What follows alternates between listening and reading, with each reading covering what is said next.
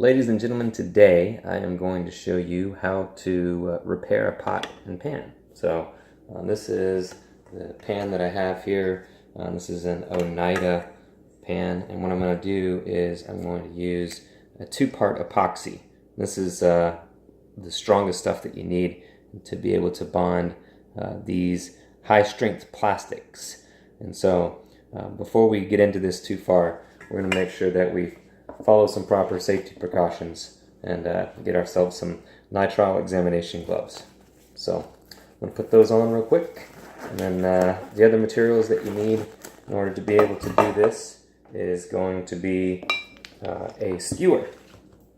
This is a skewer that I found that we used to skewer chicken not too long ago. Washed it off, and now we can put it to use again.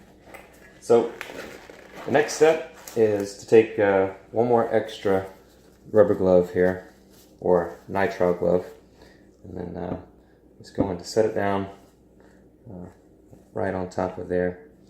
And then I'm going to get 2 parts of the JB Weld. This is the first part. This is basically the steel. It's black. I'm just going to puncture it. I'm just going to place a little bit of it, tiny bit of it, into the tip. So that's what it looks like. So tiny bit of it into the tip, and I'm just going to kind of dab it onto my extra glove there. And then this is going to be the hardener.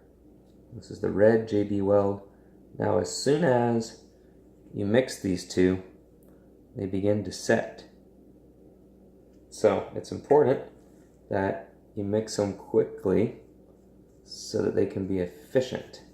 So this is kind of what it will look like. It turns into this white grayish paste.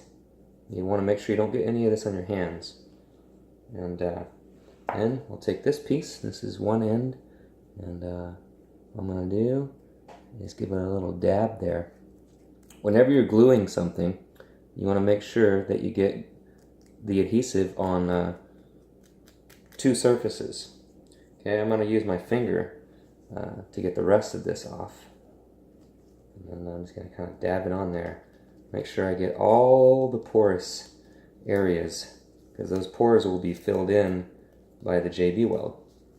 And then I'm going to make myself a little bit more of this concoction here.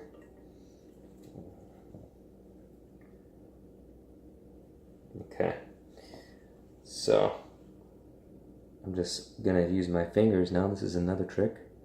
So I use the dab of each, and then I'm just going to use 3 of my fingers here to rub them together. And I'll finish putting some on here. There we go. So we fill all those pores in with that part, and then we will fill all the pores in with this part. So this is the other part that broke. I'm just going to put all that JB Weld in there. Doesn't take a ton of the stuff. And then from here, I'm going to put the pieces together. I'm going to take off my glove, and then I'm going to put the 2 pieces together. Now, is that the way it goes? Seems like it goes like this. That's the way it goes. Okay, so from here, the magic starts to happen. So we'll get a nice bond in this area right here, as long as we hold it down and into place firmly for a little while. So I always recommend pushing from both directions whenever you're trying to bond 2 pieces of material. Push from both directions in towards the center so you see a bead, just like you see there. And then you want to hold it for at least 15 seconds, nice and tight. First 15 seconds are the most important. So I'm going to count in my head here, 1/1000 all the way to 15. And I think I'm about there. And then from here, you can just lay the pot down and let it dry. And I believe the JB Weld will expand quite a bit.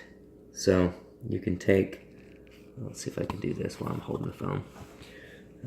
You can take your finger like this and smooth it out, and that'll give you a nice even seal.